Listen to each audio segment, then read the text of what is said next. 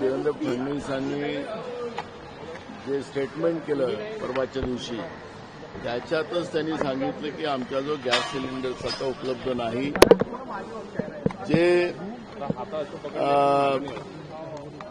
जे काही घरगुती गॅस आहेत तेच आम्ही उपलब्ध करून देऊ शकतो, कमर्शियल गॅस उपलब्ध करून देत नाही असं त्याचा अर्थ आहे. हे गॅसचा तुटवडा आहे हे त्यांनी मान्यच केलेलं आहे. सरकार तुम्ही म्हणताय की दावा करताय की गॅस सिलेंडर गॅस कुठेही कमी नाही. सरकारच गॅसवर आले.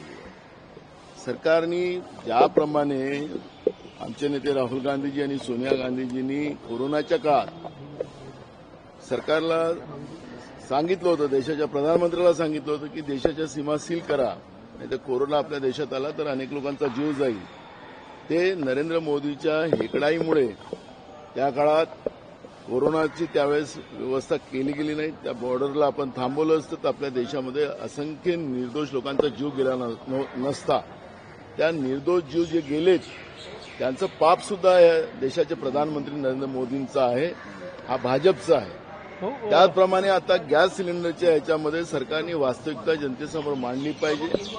आणि मोठ्या प्रमाणात आज उद्योग बंद व्हायला लागले, हॉटेल्स बंद व्हायला लागले आणि हे सगळे बंद होत असताना सरकार खोल धावा करत असेल की आमच्याजवळ गॅस सिलेंडर तर मग द्या ना. मग लोकांच्या लाईनी घरगुती याच्यासाठी लोकांच्या लाईनी लागलेल्या आहेत, तुमच्याच माध्यमातून दाखवलं जातं.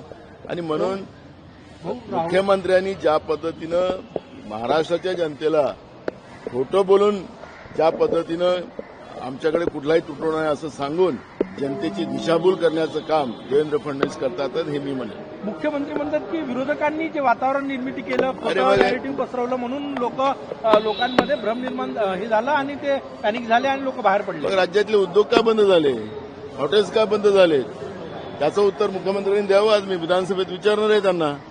तुम्ही वास्तविकता मांडा ना, काय असेल अडचण ते सांगा ना, लोकांना त्या पद्धतीचं आश्वासित करा ना. पण खोटं बोलून, जसं कोरोनामध्ये तुम्ही खोटं बोललात, कोरोना आमच्या इथलं काहीच होणार नाही, कोरोनाला आमचे लोक मरणार नाही, मग एवढे निर्दोष लोक मेले तर त्याचे पापाची जबाबदारी तुम्ही घ्या ना. राहुरी आणि बारामती पोटनिवडणूक बिनविरोध होणार आहे का विरोध? बघा, अजून तो निर्णय झाला नाहीये.